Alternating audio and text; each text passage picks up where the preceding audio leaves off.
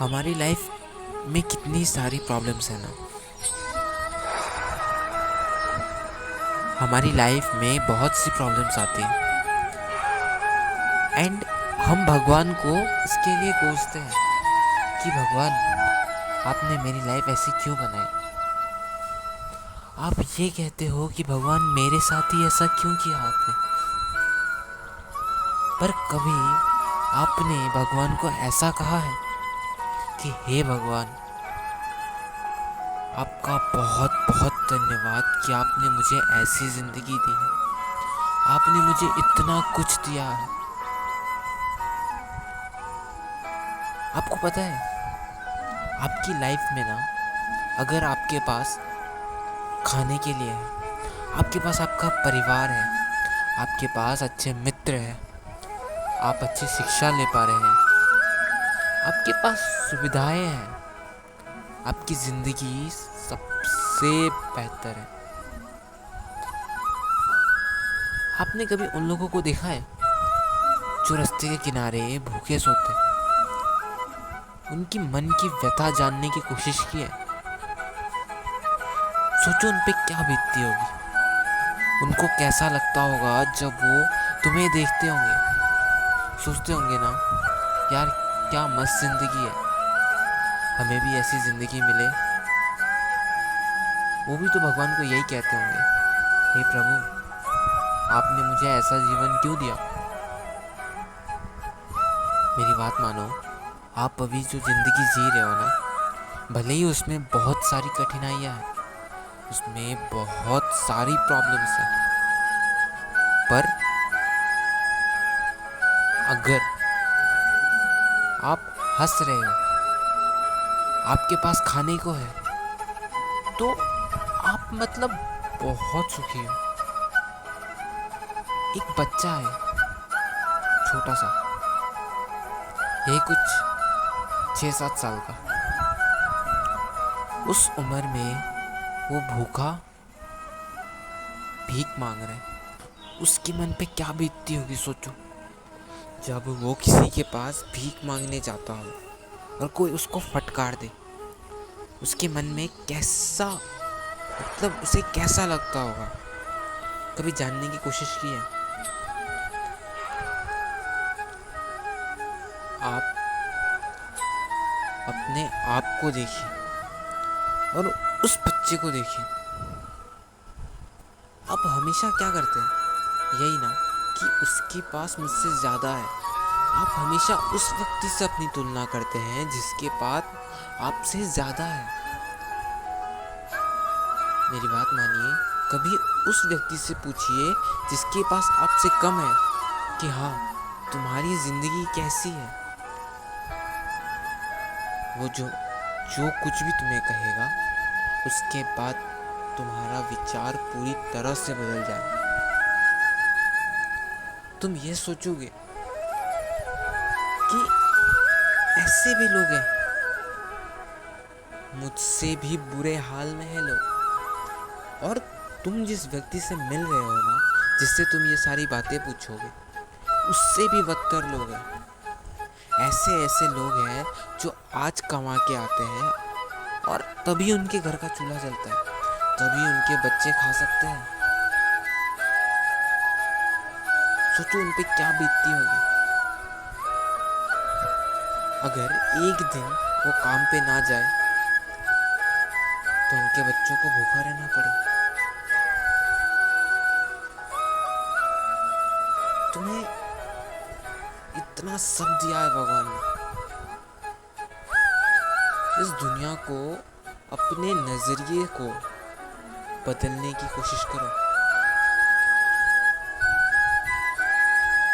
भगवान ना हम सबके साथ है, उस व्यक्ति के साथ भी है। जिस गरीब व्यक्ति की बात कर रहे थे ना, उस व्यक्ति के साथ भी है, बस अभी उसका बुरा वक्त चल रहा है। और तुम्हारी लाइफ में जो प्रॉब्लम्स आ रही है ना, वो बस कुछ पल के लिए है। ये परेशानियां भी चली जाएंगी। ये कुछ पल की परेशानियों के लिए अपना आज खराब मत करो, खुल के जियो। हंसो, खुशियाँ बांटो। छोटी छोटी परेशानियों पे दुखी होना बंद करो। भगवान को भी बुरा लगता होगा अगर उनके इतना ज़्यादा देने के बावजूद भी तुम उनसे खुश ना हो, उनसे हर बात में शिकायत करो। अपने नज़रिए को बदलो, लोगों की मदद करो। जिसकी तुम मदद कर सकते हो उसकी मदद करो। एक बात बताना,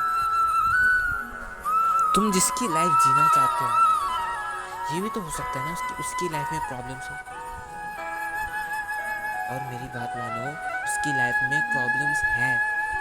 हर किसी की लाइफ में प्रॉब्लम्स होती है, ना सिर्फ तुम्हारी। जिसके पास बहुत ज़्यादा पैसा है ना, उसकी भी लाइफ में प्रॉब्लम्स है।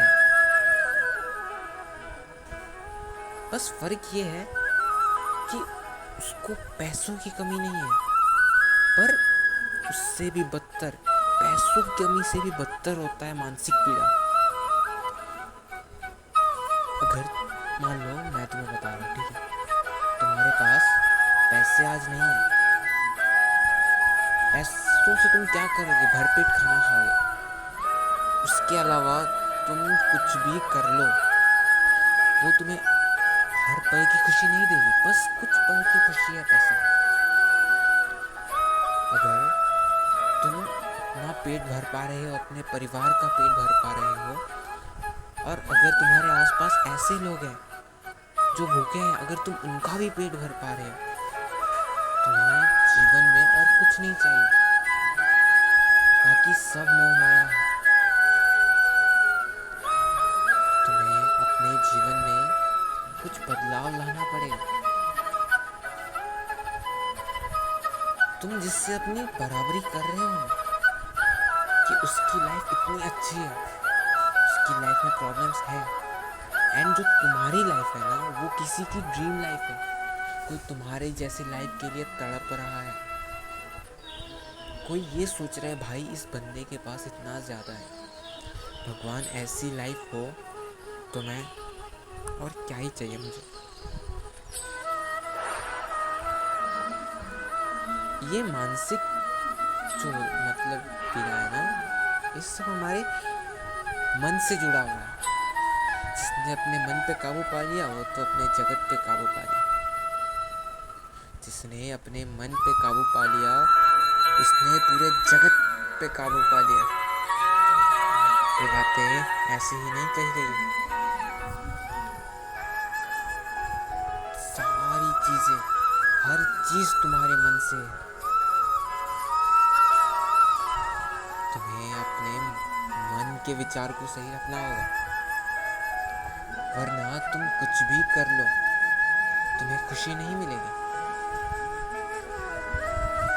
अगर तुम दूसरों से अपनी बराबरी करोगे हर वक्त तो तुम कभी खुश नहीं रह पाओगे। मैं ऐसा नहीं कहता कि तुम जीवन में कुछ हासिल मत करो, जीवन में हासिल करना भी ज़रूरी है, पर अपनी खुशियों को त्याग के नहीं, अपनी खुशियों का भी ध्यान रखो और दूसरों की खुशियाँ भी मत छीनो। अगर तुम किसी की मदद कर रहे हो तो मेरी बात मानो, ये तुम्हें सबसे ज़्यादा खुशी देगी।